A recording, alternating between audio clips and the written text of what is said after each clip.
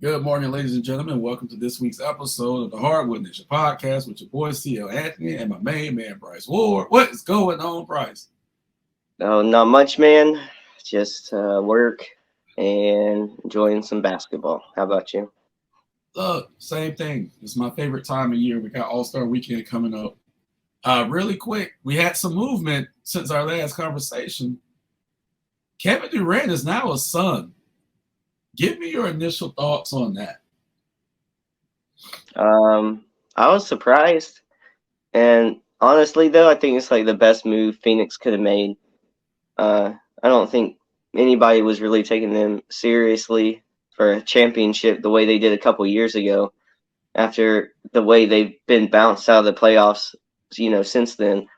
So, honestly, I think it's a pretty good move for both the team and Durant. So I was surprised by it for sure. I didn't think any other big moves were going to be made, but trade deadline always has some surprises. This one had a few. So yeah, no, I'm happy for both the team and the player. I think it's a good fit. And they are right now. I think they're my pick to come out of the West. Oh, you're one of those guys, huh? Yeah, I have Durant. Whether or not you like him, Durant does change things. I have to see it. I have to see it first. And Yeah. of course, he's still out with injury, so we haven't seen it yet. They just got Booker back a week ago. Chris Paul has been in and out of the lineup, even though I will say Chris Paul had 19 assists last night, so that's pretty goddamn good. Yeah. It's like what? But I have to see it on paper first, and I do believe Phoenix may be able to go on a run in the regular season. I believe the playoffs is going to be a slightly different story because they're just not deep enough. They gave, as any team would, they gave up a lot of pieces to get Kevin Durant, and to do it in the middle of the season, I think that's tough versus doing it in the off season. Where you can still have time to put things together. So regular season, yeah, they might close the season strong. Playoffs, I have absolutely no idea how deep they're gonna go because I still don't think Phoenix scares the more established teams like the Nuggets, like the Clippers, who also made some good moves and got stronger as far as their bench. Memphis still hit and miss for me right now. Still, their last 10 games, they're only 3-7, but definitely Phoenix is going to have some problems with Denver. They're going to have some problems with the Clippers, and if Golden State can find a way to stay within the playoffs / play in, they're going to have some problems with the defending NBA champion. So, but as a very old son, I would like to see it, but I've been fooled twice before. They're not going to fool me again. Well, I mean, do you think Denver comes out the West then? I'm not counting out Golden State. Okay. And I know Steph is out right now. I'm not counting out Golden State just yet. They're playing 500 ball with all the injuries and everything they had to deal with this year. I believe once they're whole again, they're going to get back into the top 6 of the Western Conference. But right now, the Phoenix Suns are currently 4th in the Western Conference, which this season has been a high for them.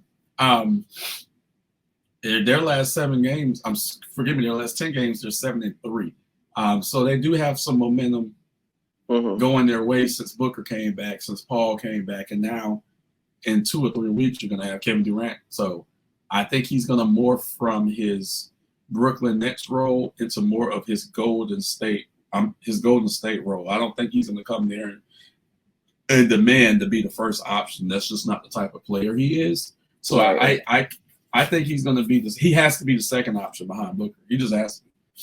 And Chris Paul just has to run the ship. So yeah. We'll see.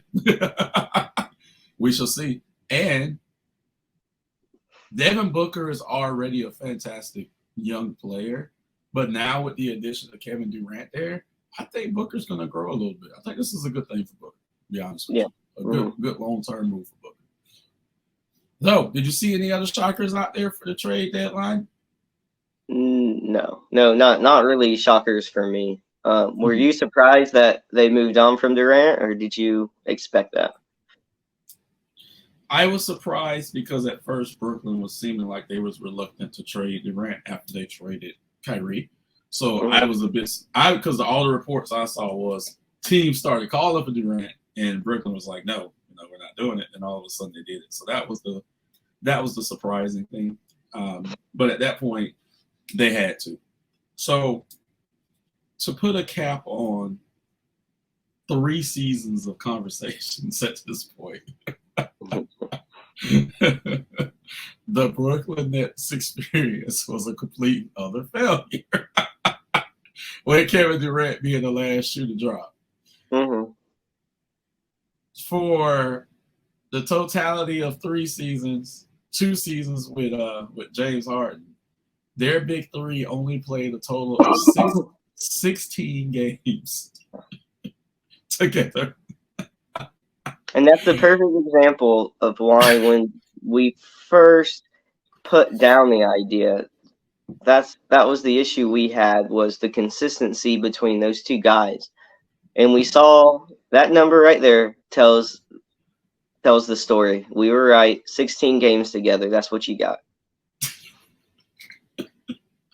16 games, a huge headache, probably the biggest headache in the league for the last 3 years, with a disinterested James Harden, a frustrated Kevin Durant, Kyrie Irving being Kyrie, Steve Nash being disheveled at times and uncouth and way over his head. It's just like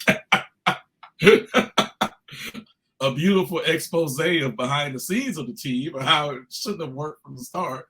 Like everything was going against the Brooklyn Nets. So we're closing the book on that chapter. It's done. It's dead.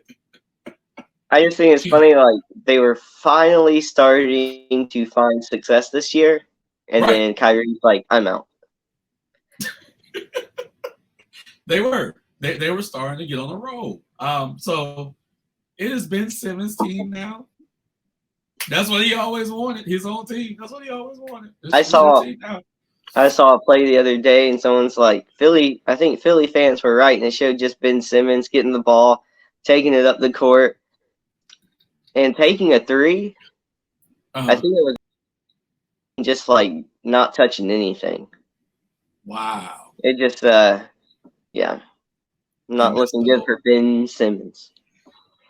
Well, as I said before, anytime an adversary goes down, I am happy because that means my team might be able to rise up. So Mm. right now, the Brooklyn Nets are fifth in the Eastern Conference. They've lost 2 straight games, and they are a game and a half above the sixth place team, the Miami Heat. So um, Cleveland, and Milwaukee, they're on fire right now. We'll get into that later. Milwaukee won in overtime against Boston last night too.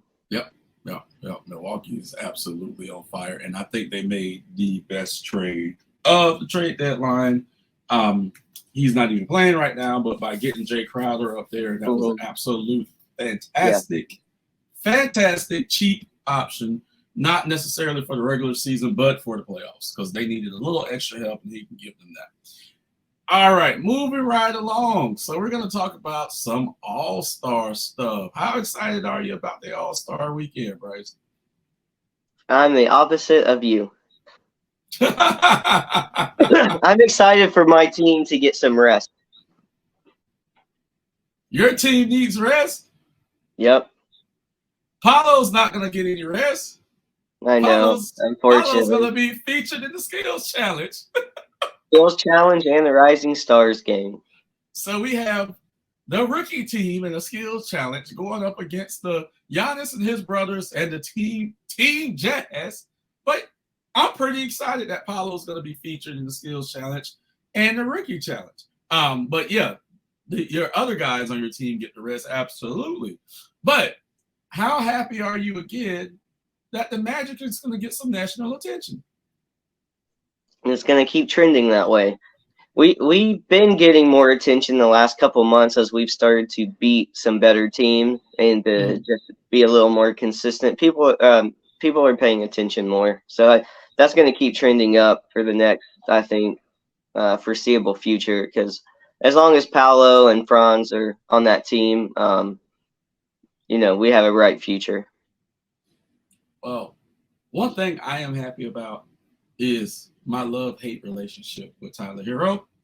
And this weekend, I'm going to celebrate Tyler Hero because he is representing the 3-time NBA champion Miami Heat in the Starry 3-point contest. So I'm going to be cheering for Hero. I love the 3-point shootout every fucking year. It's one of my favorite events. So, of course, my dark horse to win it is Tyler Hero. But Anthony Simons from Portland, I think, is going to get hot and do well in this. What do you think? It's a very good, bold prediction, I think. But I think you might be right about the Simons thing. Who knows? He did, I think, roll his ankle or hurt himself a little last night in the Portland game. He came out. Oh, no, I didn't see that. Oh, yeah, no.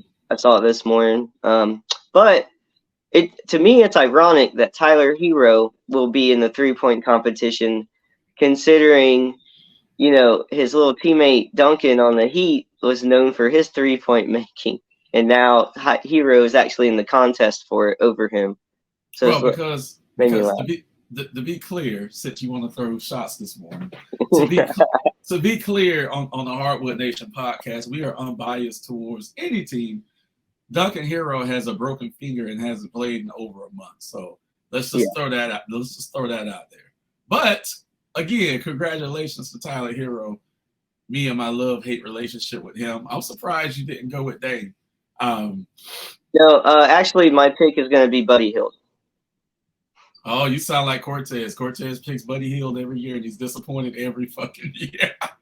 Does he? Every year he's disappointed. Yeah.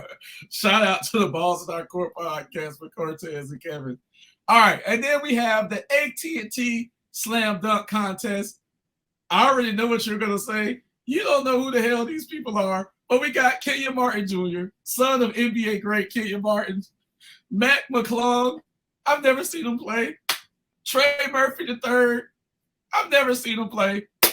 And my favorite, my guys in New York, my writers in New York, Nick and Kenny, they know this about me. Absolute man crush on Jericho Sims. That's going to be my pick. I told Nick and Kenny I'm going to be a judge because Jericho Sims is in the slam dunk contest. So I'm going to be a New York Knick for about 30 minutes on Saturday. I'm going to be a New York Knick. But yeah, Jericho Sims is going to win this. I'm going to go with Kenyon Martin Jr. just because Houston needs a win this year. The Knicks need a win. What are you talking about? No. The Knicks are doing fine in the East. They're doing fine. They got a future. Houston looking rough. They got a future. That is absolutely great. Houston's going to be okay. They're going to be okay. They're going to get it together. Yeah. Takes time. I absolutely believe that they're going to get it together. Now, to the big event, the actual All-Star game. Now, here's the funny part. We don't know who's going to be on whose team because they're going to pick the teams live before the game, which I think is absolutely brilliant. But what we can do is talk about the starters that are going to be in the game, but they're going to be on different teams. So, in the East, you have Joel Embiid, Giannis. Well, not Kyrie anymore, I guess. They're going to switch them over west. Donovan Mitchell and Jason Tatum. In the West, you have Luka, LeBron, Markkanen, Ja Morant, and Nikola Jokic. Isn't that great that Lauri Markkanen is a starter for the Western Conference? He's having a phenomenal year. Yeah, came out of nowhere. Fucking fantastic. So then you have the Eastern Conference reserves, but again, this is going to be shuffled around a little bit. Mm-hmm. Kevin Durant, Bam Adebayo, Jaylen Brown, DeMar DeRozan, Tyrese Halliburton, my cousin, Jrue Holiday, who I love, Julius Randle, and Pascal Siakam. And then on the West, you have, Stephen Curry, of course he's out. Zion, of course he's out. Anthony Edwards, De'Aaron Fox, Paul George, Shai Gilgeous-Alexander, Jaren Jackson Jr., Damian Lillard, and Domantas Sabonis. The West is going to be tough, but again, we're not seeing the East-West matchup. They're going to pick players, pick these players from a pool. So we can't really get into predictions now because we don't know who's going to be on the team. But I will say it's going to be on Utah. Lauri Markkanen right now has been a great addition to the Jazz this year. I think they're going to force feed him the ball, whichever team he's on, and I think they're going to try to give him the MVP. That's usually what happens in these All-Star games. Whatever player of the whole city is on the team gets force-fed the ball. What would you like to see happen in the All-Star game from a fan standpoint? I guess defense, which won't happen. Does not, yes. I know. I don't really. they tend to get a little exciting towards the end of the game. Yeah. Like I said, it's cool to see, and it's kind of cool to talk about. But I am the opposite of you for the All-Star weekend. Well, I am going to be working this All-Star weekend, but I'm going to set up my DVR. But I do want to show you one thing. Friday afternoon at 5:30, we're going to announce the finalists for the Hall of Fame. Now, this isn't going to be the Hall of Fame class. They're going to do another vote, but this is going to be the players who are going to be named as finalists. I have to remember to clear my schedule for 5:30 because, as I've been saying for a couple of weeks, there are two very important names to me that are going in. One, Dwayne Tyrone Wade Jr. and Dirk Nowitzki. I'm highly anticipating them being named finalists to the Hall of Fame. So I'm definitely going to have all eyes on that. And actually, Wade's going to be coaching the celebrity game and playing in the celebrity game. So it's going to be great to see him out there for about 5 minutes trying to Euro step against celebrities and stuff. That's going to be great. He's still in great shape, though. Also, of course, we have the Jordan Rising Stars Challenge that your boy Paolo is going to be featured in again. Oh, let me also add a little comment to that in case you didn't know. Paolo got picked number 1 for that game, and our other player, Franz Wagner, got picked number 2 for that game. So not just Paolo, but Franz will be there as well, representing the Magic. So the Orlando Magic are going to be very well represented. It looks like Franz is going to be on Team Darren Williams, and Paolo is going to be on Team Pau Gasol. Not bad. Let's look at Team Joakim. I don't like Team Joakim. I don't. Sorry, I don't. Team Jason might be okay, but I might have to go with Team. I think Pau Gasol got the strongest team, to be honest with you. So we're going to see how that all works out. Excuse me. Then, of course, my all-time favorite event, which I don't think you've ever watched yet, the Legends Brunch, where the old guys get together and talk about great times in the NBA. So I love that, seeing the old guys of the league. And I'm pretty sure they're going to do something special for Bill Russell, since we lost the late, great Bill Russell just a few short months ago. So that's going to be it for the NBA All-Star Weekend. For the second half of the season, which we hit a few weeks ago, but this is the unofficial second half of the season, what are you looking forward to the most as we head towards the playoffs? Well, especially now, just seeing what kind of runs these teams can go on to end the year. Phoenix is different now, of course. Brooklyn's spot should be up for grabs. Like you said, Golden State getting healthy eventually. Like, they're most dangerous in the playoffs. They just have to get in it. Lakers seem like they can't really do much this year. I don't know how much these last acquisitions they've made will change them. I'm most excited to just see the basketball that's played, to be honest. Like, the top teams in the East and West are very close to each other, especially in the East. It's going to be a real dogfight. The talent in the NBA right now is insane. It's insane, and it's only getting better. Even the bad teams, you can watch them, and there's something to enjoy about their team. Like whether it's a player or whatever it is, a couple players. It's really just the play. The playoffs in the East, I think I'm more excited to see than the West right now. I think it's going to be a little more competitive, and I do believe the champion comes out of the East this year. I think it's Boston or Milwaukee, but I'm excited to see Philly in the playoffs. I'm excited to see these teams go at it for a series. Besides that, I'm going to be a bit of a homer, and the other thing I'm excited about is just the continued development of the Magic. They're learning on a game-per-game basis this year. Paolo and Franz have been in a bit of a slump, and so the rest of the guys have been stepping up. Our bench has been playing well. Fultz seems to be getting more and more comfortable and better as the season goes on. Now his stats are actually starting to improve a little bit. If you watch the games, you could see where he was helping the team, but he wasn't standing out on the stat sheet. And now all of that's starting to come together. And we're still losing, but we're hovering above. We're playing better than 500 since we started the season 5-20. And when our guards came back, we've been over 500 since then. So, and we've beaten some good teams. So that's what I'm most excited about, just seeing the East play out and watching the Magic play against some of these better teams.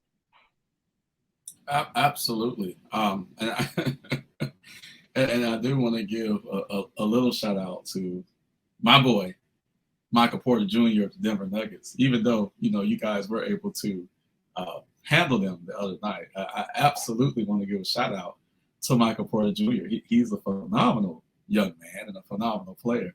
And you guys lost to them, and then they beat Miami, right? Ironic. I will say this, so I want to ask you this. No, we beat them, didn't they? That's what I said. Y'all beat Denver, and Denver lost. I mean, y'all beat Denver, and then Miami lost to Denver. We lost to Denver. I was saying we as in Miami. That's what I was meaning, because we lost to Denver, but y'all beat them. Yeah. The question I want to ask you is, and this is completely offline, but we have these conversations offline, so we're going to have it on the podcast right now. How, did you think the Magic really was going to beat the Heat the other night when it went to overtime? How invested in that game? So I was invested, but the way, when we were up, the way the Heat came back, I could just tell in my stomach, I started to lose the hope I had. So there's just a sense I get in the game where it's the Magic's body language and their energy kind of tells me if they're going to keep it up or not. And I felt the energy shifting. And when it actually got forced to overtime, I was like, we probably lose this game. Because once you force it to overtime, you need to win it in regulation if you were up. And so the energy has shifted and everything. And we see that happen a lot. So I did, once it went to overtime, I think I even said to my wife, I was like, I think the Magic are going to lose this game. But that's fine, because next year we don't lose that game. I got home at the halftime mark. I think you guys were still up by the time I got home. And I was like, well, this is what really happened the last game, and the Heat came out in the third quarter. So I was like, and, kind of took over that last game. So I'm like, okay, they'll probably do that again.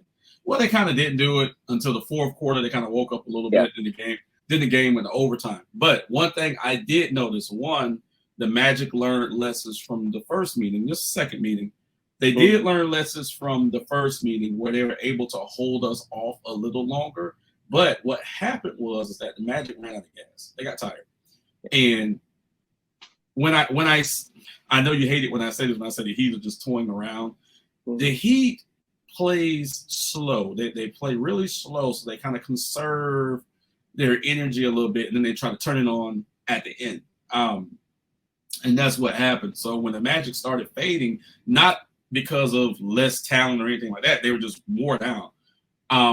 When they started fading, Miami actually started rising, like, because Miami's very well conditioned. So on any other night, I think the Magic would have pulled that win. Against any other team, the Magic probably would have held on to pull that win off. But the Heat are just so conditioned to that style. We've played the closest games in the NBA this year as far as point differential. That's what they're used to. You're right, the Magic will get there and learn how to close those games out. I just think their conditioning was a little off because they all look gassed at the end of that fourth quarter. They all look gassed. I think they're ready to go. They're ready to go. You can tell in this stretch too, because Paolo and Franz have been bad. They were bad, I believe, in that Heat game as well. I can't remember. They had like 1 or 2 games in this stretch that were okay, but then the rest it was really the rest of the team carrying them. Paolo's been rebounding better in the games where he hasn't been scoring, so that's promising. But no, you can just tell like they're going through young team mistakes, but they've been able to pull off and beat some really good teams. So now every night, I think the fan base and the team, everybody believes they're in every game. And we talked about win totals before the season and stuff. I'm pretty sure they're going to get close to the win total, if not more than what I thought they would get. And despite how they started the season off, they've shown they've taken a couple steps this season. And I think for being as young as they are, it's a very good sign of things to come, because they're playing better defense now too. Just in general, you can tell that they're taking a lot of steps. And to beat Boston the way they did this season, we did beat Denver, and then we lost against Denver the first time we played them, but it was a close game in Denver. We almost pulled that game off too. So we're still losing to some teams that we shouldn't, or we're making pretty much most of the games competitive, and then still losing to some good teams like the Knicks. We're able to come back and beat us. But we expect at this point to be in every game, and so it's exciting. And right now, since being healthy for the most part, since our guards came back, we're playing better than 500. I think since it was December something's the date where those guys came back, we've been like 17 and 13 or 18 and 14, something in that stretch. So we're still at the bottom of the East. We're trying to get in that play-in spot. We're only 2.5, 3.5 games back, something like that. And but luckily, we're still low enough to where our picks will have some value to them. So really, it's a sweet spot for the Magic, considering we didn't have to make the playoffs this year. We just wanted to be competitive for it. So to me, we've made all the progress I need to see. And the future is brighter than I thought it would be. Got it. Absolutely. So we're going to wrap it up for this week's episode of the Hardwood Nation podcast. Please like, subscribe, and share our content. Drop comments below. We always respond. Tell us you love us. Tell us you hate us. All fans of the NBA, please drop likes. And we are out.